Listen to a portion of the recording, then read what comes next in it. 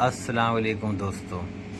आज हम आपको अपने दुश्मन की दुकान को बर्बाद करना, तबाह करने के लिए नक्श लाएं। लेकिन याद रहे कि इस नक्श को इस्तेमाल करने से पहले आपको 100 बार सोच लेना है कि आप किसी तरीके से नाजायज़ अमल तो नहीं कर रहे हैं, क्योंकि इसमें अल्लाह की नाराज़गी रहती है। और जिस चीज़ में अल्लाह की नाराज़गी हो वो काम ना करें। हाँ, अगर आपके दुश्मन आपको बेजा परेशान कर रहे हैं, या आपकी दुकान लगाने में आपको दिक्कत दे रहे हैं, या आपके दुकान के सामने अपना दुकान का माल बेच रहे हैं, या आपको बेजा किसी तरीके से तकलीफ़ दे रहे हैं, ऐसी सूरत में इस नक्श से आपको काम लेना है। अब आपको करना क्या है कि एक सफ़ेद कागज़ लें, उस पे इसी तरह से एक नक्श बनाएं।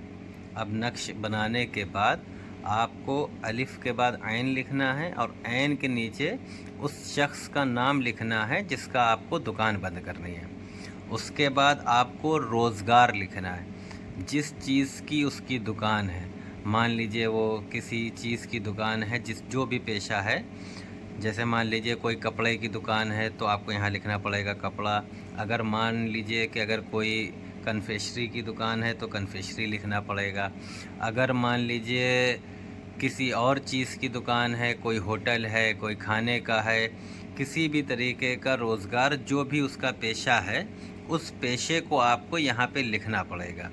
उसके बाद आपको यहाँ बंद लिखना पड़ेगा। तो अब आपको इस नक्श को करना क्या है ये हम आपको बताते हैं, लेकिन मैं एक बार फिर बता दूं आपको कि बेजा किसी को परेशान करने के लिए इस अमल को ना करें, वरना आपकी भी गिरफ्त होगी और मेरी भी गिरफ्त होगी। तो ऐसी सूरत को तलाशें कि अगर वो आपको वाकई में परेशान करता है या वाकई में उससे आपका नुकसान है, तभी इस नक्श से काम लें।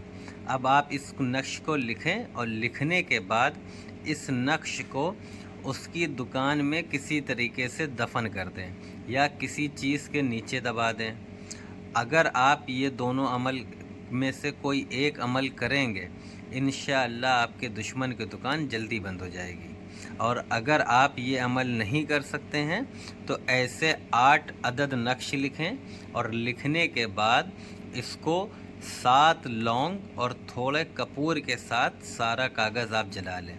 और जो लौंग आप जलाएंगे उस लौंग को किनारे फेंक दें। अब बचेगी इसकी कागज़ की राख। अब इस राख को हवा में उसकी दुकान के बाहर आप उड़ा दें।